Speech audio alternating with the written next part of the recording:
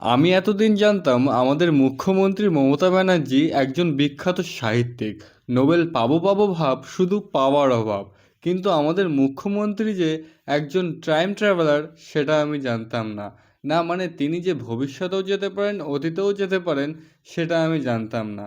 না মানে তিনি বলছেন যে স্বাধীনতা যুদ্ধের সময় তিনি নাকি সেলুলার জেল থেকে ঘুরে এসেছেন, আন্দামান নিকোবরের সেলুলার জেল থেকে ঘুরে এসেছেন।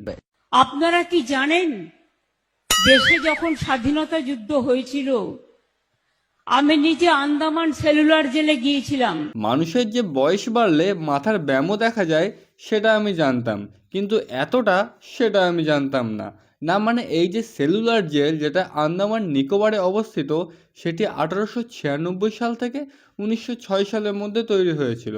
এবং এই সেলুলার জেলে 1938 খ্রিস্টাব্দ থেকে 1939 খ্রিস্টাব্দের মাঝামাঝি সময় থেকেই, যখন এই সেলুলার জেলে যে সমস্ত বিপ্লবীরা ছিল তাদেরকে নিজ নিজ রাজ্যে ফেরত পাঠিয়ে দেওয়া হয়েছিল।